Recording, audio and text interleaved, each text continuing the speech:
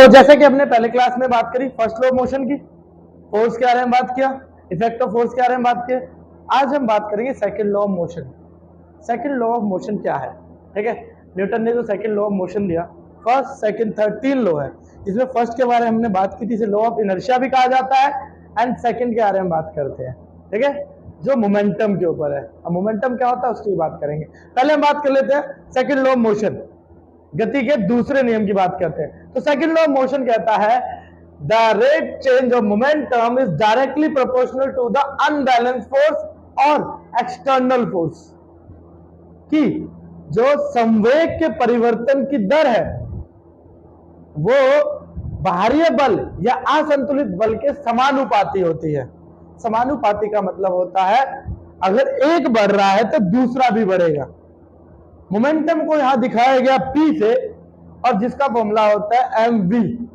कोई भी वस्तु है गति कर रही है तो भैया उसके अंदर अपना द्रव्यमान होगा, m होगा, और गति कर रही है तो v होगा, ठीक है। इसलिए गति के दूसरे नियम में इसको बोला गया है, ठीक है, और इसे रियल लॉ ऑफ मोशन भी बोला गया है, ठीक है, जो दोनों लॉ को डिस्क्राइब कर देता है। फर्स्ट लॉ को भी डिस्क्राइब कर देता है, सेकंड लॉ को भी डिस्क्राइब कर देता है। यहाँ पे हम इस दोनों की बात करेंगे। कैसे? ये पहले लॉ को भी बताता है और दूसरे लॉ को, तीसरे लॉ को भी बताता है ये, इसलिए इसे रियल लॉ ऑफ मोशन बोला भी गया है, ठीक है। तो second law of motion, the rate change of momentum.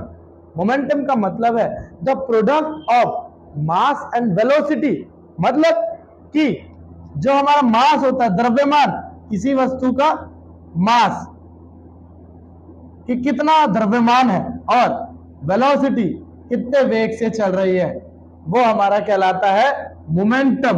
P का मतलब है मोमेंटम, ठीक है, कि जो मोमेंटम होता है ना वो उसके क्या होता है, बाहरी फोर्स के समानुपाती होता है। हम उसकी बात भी करेंगे, ठीक है। तो जैसे P इक्वल्स टू mv कैसे आया, इसकी बात अगर हम करें तो P का मतलब मोमेंटम, mv का मतलब मास इनटू वेलोसिटी, कि यदि कोई वस्तु गति कर रही है, अगर मैं उसका द्रव्यमान को बढ़ाता हूं, जब मैं उसके द्रव्यमान को बढ़ाता हूं तो क्या होगा, ठीक है। एग्जाम्पल के तौर पे मैं लेता हूं एक छोटी बाइक है, ठीक है, वो चल रही है 50 किलोमीटर की स्पीड से चल रही है, ठीक है। अब वो टकराई किसी खंबे से, तब क्या हुआ, वही वो जो बाइक थी, बाइक की जगह ना होके कार हो गई, ठीक है। वो 50 किलोमीटर की स्पीड से जा रही, तब क्या होगा। अगर वही ट्रक हो तब क्या होगा। इफेक्ट किसका ज्यादा होगा, बिकॉज उसका मास हाई है, ट्रक का ज्यादा होगा। जिसका मास हाई है उसका इफेक्ट क्या होगा, टकराने पे बहुत हाई यूज होगा, ठीक है। तो अगर हम द्रव्यमान को बढ़ाते हैं तो वो जो मोमेंटम है वही इफेक्ट है जो टकराने पे व्यतीत होगा, ठीक है। अब एक हल्का रेसलर है, एक भारी रेसलर है, दोनों भागते भागते आ रहे हैं सेम स्पीड से। अब दोनों टकराए, कौन गिरेगा, हल्का वाला गिरेगा। स्पीड चाहे सेम है, बट अगर दोनों का द्रव्यमान में फर्क है, जिसका द्रव्यमान मास अधिक होगा वो ज्यादा इफेक्ट देगा सामने वाले को। वही एक छोटी कार है, एक बड़ी कार है, या कार की जगह ट्रक ले लेते हैं। अब दोनों में की स्पीड सेम है, दोनों टकराए, जब वो टकराए तो छोटी वाली पे इफेक्ट बहुत ज्यादा आएगा बड़ी वाले से, क्योंकि उसका मास क्या होगा, बहुत अधिक होगा। और जब किसी का मास अधिक होता है ना तो उसी को कहते हैं मोमेंटम अधिक हो जाता है। वही बात करते हैं वेलोसिटी की, वेग की। अब सपोज करो वही बड़ा ट्रक है, वही छोटी गाड़ी है, बट छोटी गाड़ी की स्पीड बहुत तेज है, छोटी गाड़ी की स्पीड बहुत तेज है, डबल हो गई उसके। अब किसको इफेक्ट ज्यादा आएगा, वो बड़ी से टकराएगी, ठीक है, हो सके बड़ी को पीछे भी धकेल दे, ठीक है, इतना ज्यादा मोमेंटम हो जाए उसका। कभी तो ये होगा कि बट इफेक्ट तो आएगा छोटी वाली में ज्यादा, कि छोटी वाली का मोमेंटम ज्यादा होगा, और वो टकराएगी ना वो बहुत दूर तक जाएगी, क्योंकि उसका मोमेंटम क्या हो गया, बहुत हाई हो गया। जैसे एक गोली की बात करते हैं, गोली है, छोटी सी गोली है, बट शरीर में से पार हो जाती है, ठीक है, और वहीं मैं पत्थर उससे भारी लेके यूं मारूं तो कुछ नहीं होगा ना, पत्थर है भाई, बड़ा है, गोली से बड़े पत्थर है, मैंने फेंक के मार दिया किसी के प्यार से, कुछ फर्क नहीं पड़ेगा। भाई गोली जब निकलती है वो इतनी सी है, गोली को निकाल के फेंक के मारूं ना कुछ नहीं होगा, और जब बंदूक से निकलती है उसकी स्पीड इतनी तेज होती है ना, तो शरीर से पार हो जाती है, क्योंकि उसका क्या हाई हो जाती है, वेलोसिटी हाई होने की वजह से मोमेंटम बहुत हाई हो जाता है।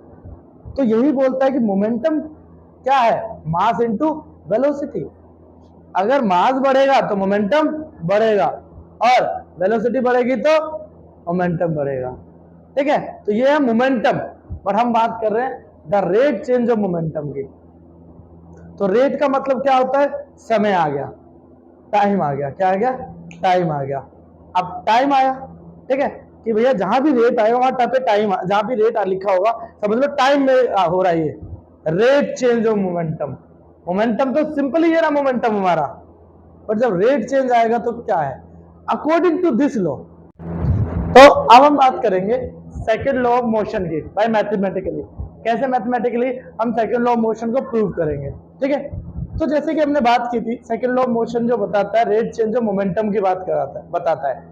तो मोमेंटम के बारे में बात करते हैं। ठीक है, अगर मोमेंटम चेंज होगा टाइम के अकॉर्डिंग तो क्या होगा, तो हमने माना कि एक ऑब्जेक्ट है जिसका मास है m, और वो मूव कर रहा है एक स्ट्रेट लाइन में।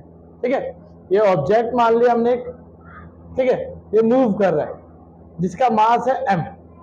अब मूव कर रहा है वो एक वेलोसिटी u से, ठीक है, और जो टाइम है वो बेसिकली क्या है, t होगा। फिर क्या हो, ये यूनिफॉर्मली जो u था वो v में बदल गया। क्यों बदला,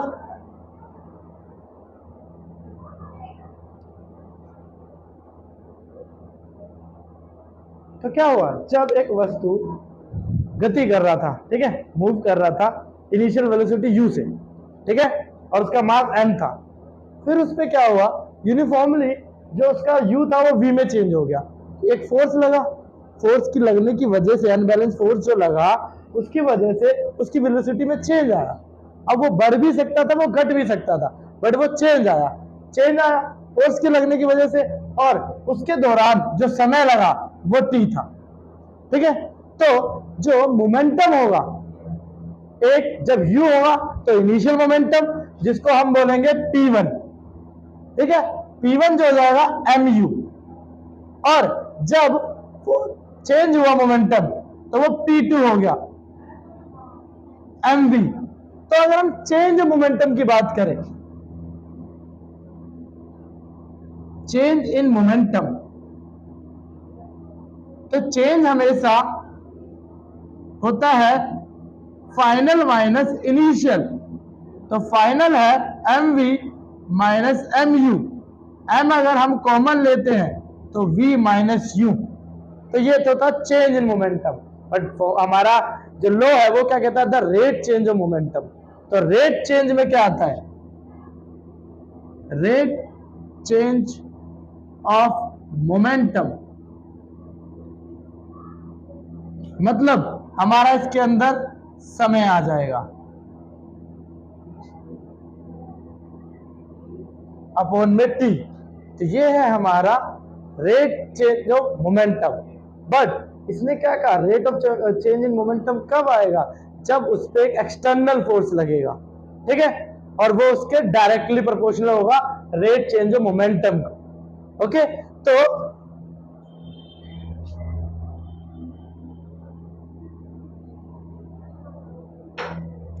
applied force,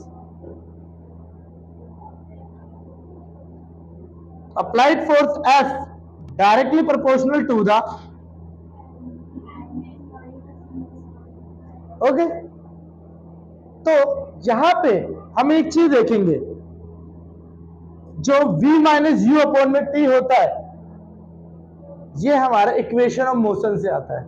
equation of motion में हमारे पास एक फॉर्मूला था v equals to u plus a t. अगर हम यहां से a की वैल्यू निकालें तो v minus u equals to a t, and v minus u upon में t इक्वल्स टू a। तो v माइनस यू अपॉन में t की जगह आ जाएगा a, एंड ये होता है प्रोपोर्शनलिटी का साइन, समानुपाती का, और ये जब भी हटता है तो कोई कांस्टेंट आता है के। तो हमारा जो फोर्स है वो बराबर है के एम ए, ठीक है, के इज ए कांस्टेंट। ओके, तो यहां पे है हमारा के इज ए कांस्टेंट। अब के क्या होगा, कोई ऐसी वैल्यू जितना जो है उसने मोमेंटम को बढ़ाया है। अगर के को हम क्या करते हैं, अगर एक यूनिट रखते हैं फोर्स को, फोर्स अगर हम एक यूनिट की बात करते हैं तो के की वैल्यू क्या आएगी, ठीक है। अब फोर्स को हम मापते हैं जनरल न्यूटन में, हम फोर्स को न्यूटन में मापते हैं, हमने पहले भी पढ़ा इसके बारे में कि फोर्स को मापा जाता है न्यूटन में, ठीक है। और एक और यूनिट होती है, हम उसकी बात करते हैं। अगर हम फोर्स को एक यूनिट मानते हैं, न्यूटन आता है, अभी हम यूनिट की बात करते हैं, अगर हम एक यूनिट की बात करते हैं फोर्स में, तो जनरली हम के की वैल्यू क्या निकाल सकते हैं, 1 यूनिट फोर्स। तो 1 यूनिट फोर्स के मास हो जाएगा 1 kg और एक्सेलरेशन हो जाएगा 1 मीटर पर सेकंड स्क्वायर। तो जो हमारी के की वैल्यू हो जाएगी 1 हो जाएगी, और जब के की वैल्यू आप 1 रखोगे यहां पे, तो जो हमारा फोर्स होगा वो हो जाएगा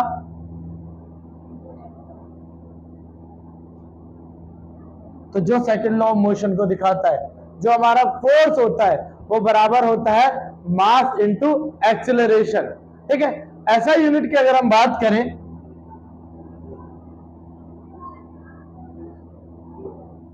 तो 2 होती है,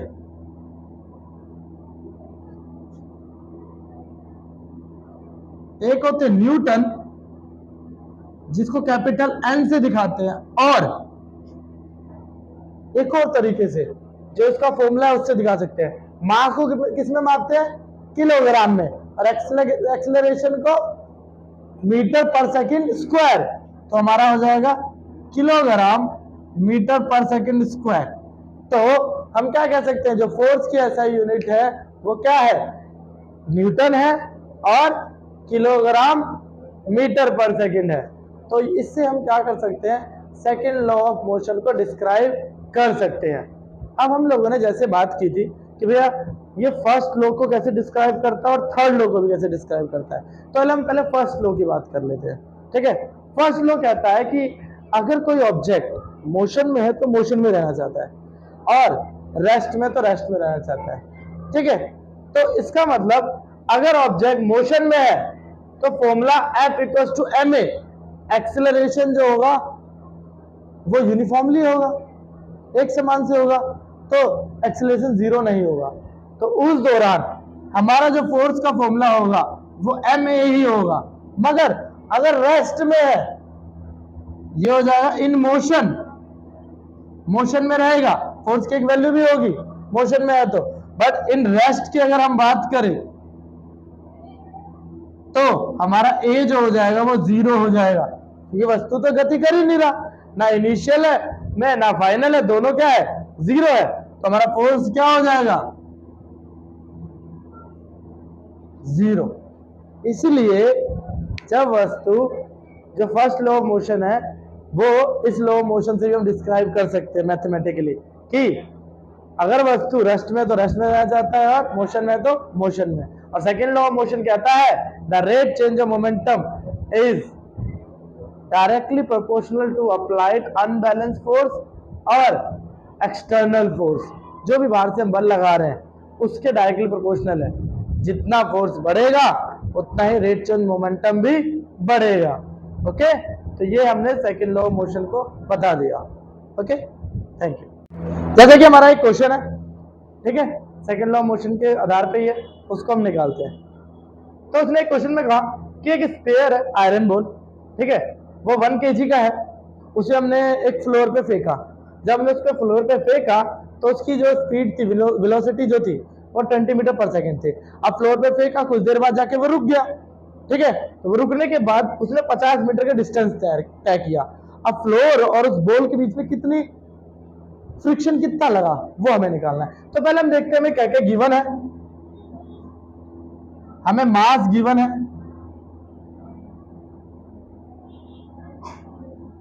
1 kg,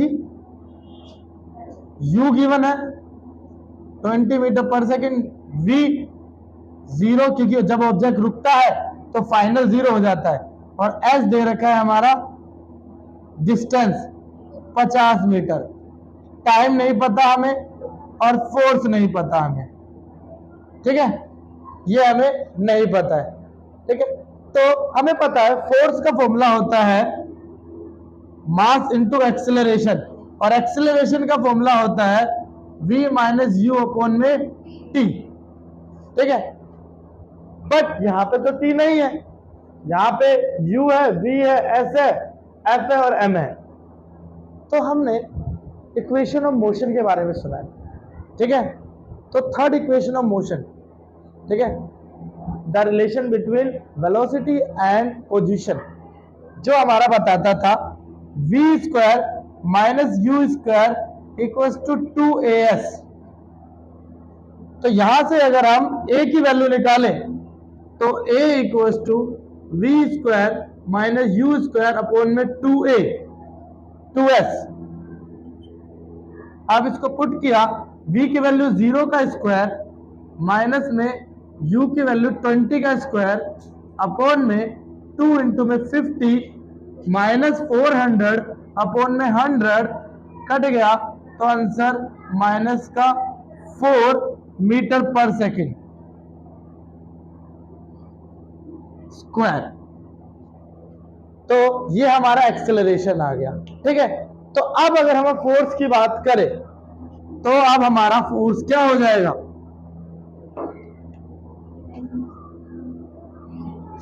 F equals to ma, मास है 1 इंटू में -4 मीटर पर सेकेंड स्क्वायर,